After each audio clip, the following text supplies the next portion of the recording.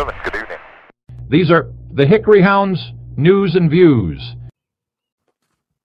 This is News and Views for the week ending September the 21st, 2025. Every week when I sit down to write News and Views, I'm reminded that this isn't just a column anymore.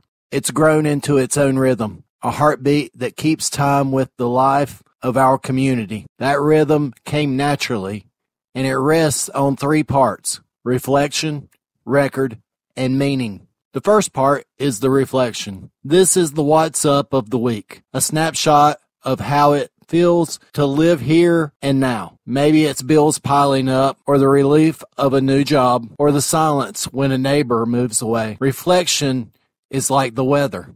It grounds us before we dive into charts, numbers, or arguments. Next comes the feature. That's the backbone. It's where facts, history, and analysis lay down the foundation, the bricks and beams that explain not just what happened, but why. Reflection gives the record color. The record gives the reflection weight. And finally, there's my own time. It's the chapter's close, not the end of the story, but a pause that sparks dialogue about what might come next. Together, this rhythm creates a civic blueprint: reflection, record, and meaning, so we can stop drifting week to week and start building towards the future. This week's articles consist of Monday's Substack article, The Foothills Corridor, Chapter 12 and 13, New Age Infrastructure and What's Working. A different kind of infrastructure is reshaping the foundation of the region. There's a growing list of efforts that are quietly, steadily changing the game.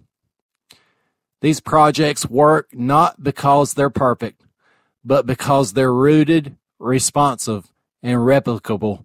Tuesday's article on the Hickory Hound was the forecast of Dear Rachel, Episode 6, The Pandemic Aftermath. It explores the generational scars of COVID-19 through three archetypes: the masked babies, kids in a mess, and the interrupted generation.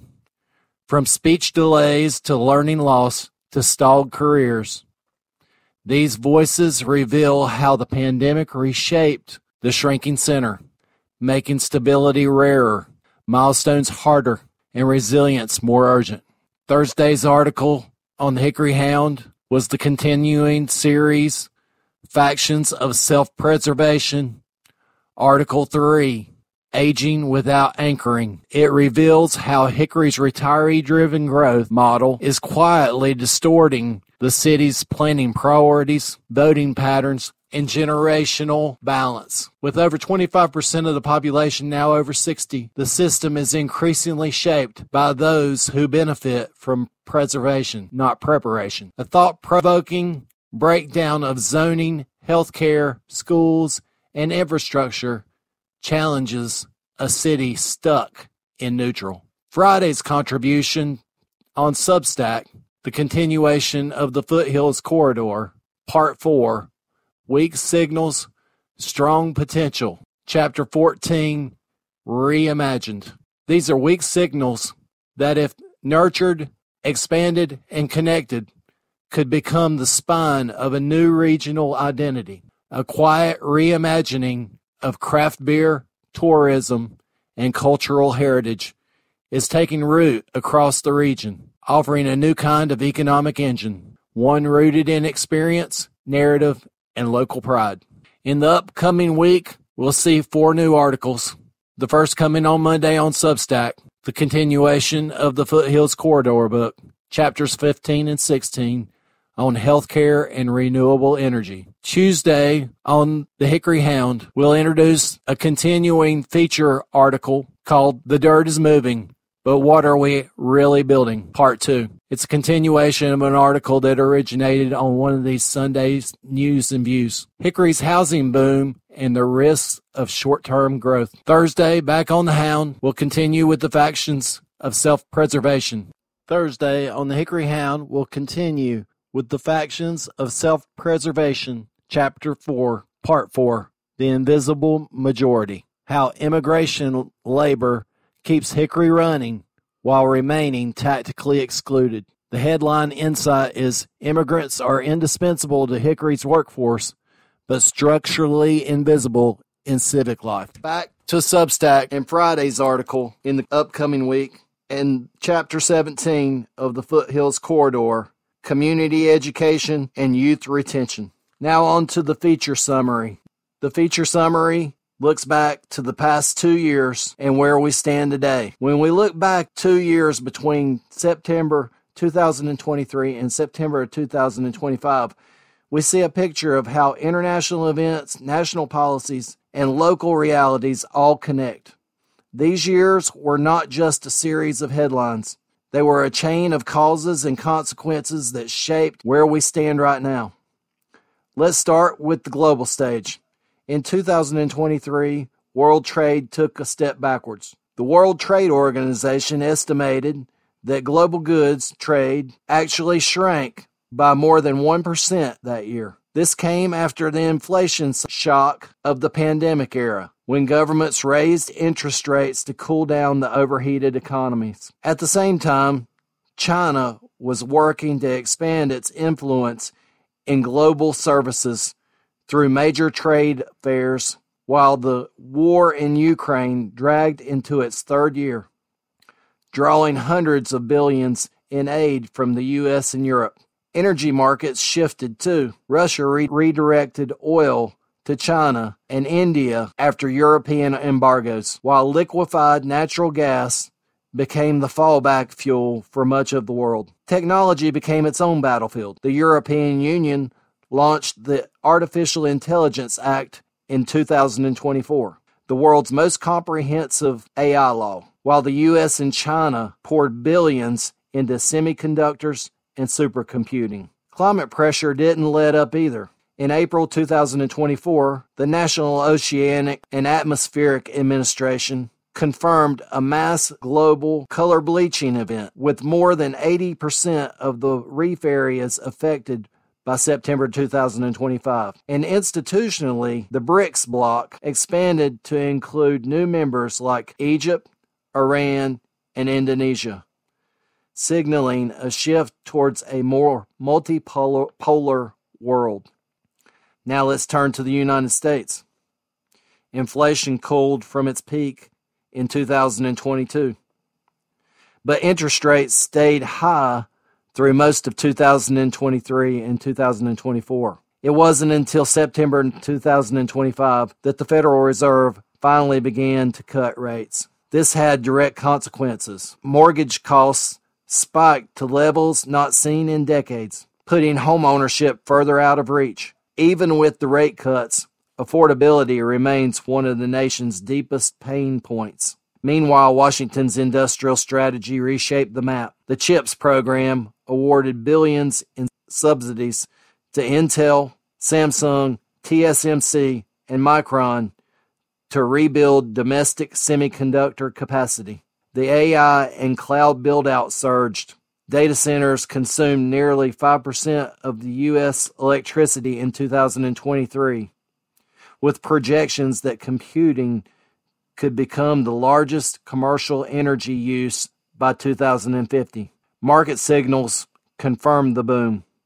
NVIDIA passed $4 trillion in value in 2025. But these bright spots were paired with stress. Rural hospitals continued to close, and healthcare workforce shortages deepened, leaving entire communities vulnerable. North Carolina was swept into this national pattern. But between 2024 and 2025, the state locked in record-breaking investments. Roche Genentech announced a $700 million facility in Holly Springs to manufacture next-generation medicines. Amazon Web Services committed $10 billion to data centers in Richmond County. Jabil added $500 million in Rowan County to support cloud infrastructure. These are multi-year projects, with construction now underway, yet the benefits are uneven. High-skilled jobs will cluster around the Research Triangle, Charlotte, and the Triad, while rural counties will see only temporary boosts from construction. Housing affordability is already a crisis in Raleigh, Durham, and Charlotte, and rising demand continues to push costs outward. Environmental strain also showed itself.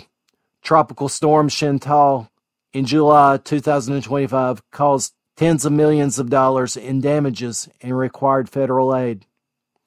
And then we reached the Foothills Corridor, Hickory and the 20 counties around it. Here the story is sharper, more fragile. The corridor captured only limited slices of big industrial expansion. Microsoft's data centers in Catawba County were a rare anchor, but most mega projects bypassed the region. Instead, housing pressures hit hard. By 2024, median home prices jumped across Catawba, Lincoln, and Wilkes counties, driven by retirees, commuters, and outside investors. Rural counties with stagnant wages were squeezed hardest. The biggest shock came with Hurricane Helene in September 2024. The storm dumped catastrophic rain across western North Carolina, triggering landslides, flooding, and utility outages. Thousands of homes were destroyed or damaged. Schools reported thousands of children classified as homeless. Tourism sites like Chimney Rock closed. Roads, bridges, and water systems took a beating, exposing deep infrastructure gaps. Healthcare was no safer. Hospitals in Burke, Caldwell, Wilkes, and Ashe counties were flagged as financially vulnerable. Medicaid expansion in late 2023 helped, but rural clinics still struggled with staff shortages in nursing and behavioral health. Larger hubs like Fry Regional in Hickory were left to carry the burden, but even they face workforce challenges. And yet cultural anchors persisted. The Hickory Crawdads baseball team, Merle Fest in Wilkes, and local museums gave people gathering points. These institutions don't erase the economic pain, but they remind people of shared identity and continuity. So what does this all mean going forward? The international picture suggests more of the same. Modest global trade growth, a grinding war in Ukraine, energy fragmentation, and escalating AI rivalry. For the U.S., we can expect slow rate cuts, ongoing housing strain, strong industrial investment, and rising pressure on the healthcare system as we head into the 2026 election year. In North Carolina, the next 12 months will be dominated by construction on the Roche, Amazon, and Jabil projects. These will generate impressive numbers, but mostly in metro areas. Rural healthcare stress and housing shortages will persist, while the risk of another damaging storm season is high. And in the Foothills Corridor, the outlook is tougher. Housing will get tighter, with Helene's losses removing stock from the market. Wages will lag as high-skill opportunities flow to Charlotte and Raleigh. Healthcare strain will intensify, with rural facilities fragile and larger hospitals stretched. Infrastructure gaps, roads, broadband, stormwater, will become more visible. The region remains a labor export zone, supplying workers to stronger economies elsewhere, while struggling to attract new anchors of its own. That is the lesson of the past 2 years. The gears connect. Global decisions shape national policies steer state outcomes, and state choices cascade into local realities.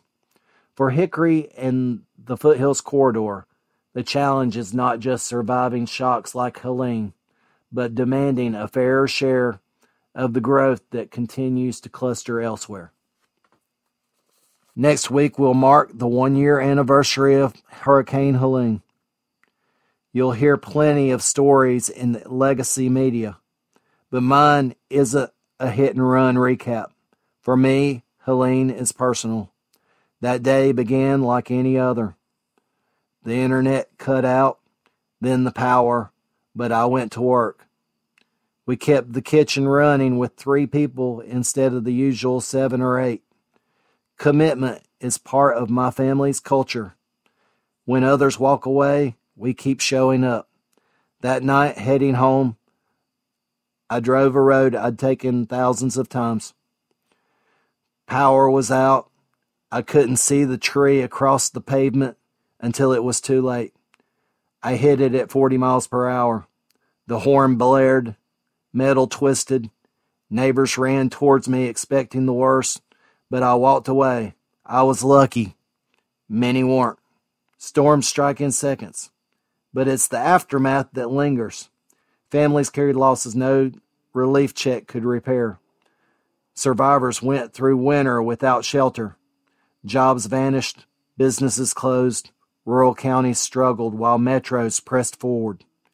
These are the stories that matter, the unseen tolls of Helene's first year. What happened after may tell us more about ourselves than what happened during the storm. To finish the report, a haiku. Storm fades into night, but silence carries the weight. The aftershocks live. The fortune cookie reading. The true test comes after the storm, when the headlines are gone. Commitment must remain. Thank you for listening to my News and Views report. This will be the final News and Views report presented in this format. I hope you'll come back. I'm looking to change things up. News and Views will continue on the Hickory Hound, but it will be the report that you've become used to without this podcast attached, because this podcast has just been a reiteration of that format. And instead, I want to extend the material instead of repeating the material. For about 6 months, this column has served as a framework, a rhythm of reflection, record, and meaning. But as seasons change, so must the way we tell our story. Going forward, my focus will be on reshaping how I use YouTube. The reporting will continue, but in a new voice, a new shape, and with greater flexibility to bring forward subjects that matter most. News and Views has been a foundation. What comes next will be an extension. I thank you for following along this far, and I invite you to stay with me as the work grows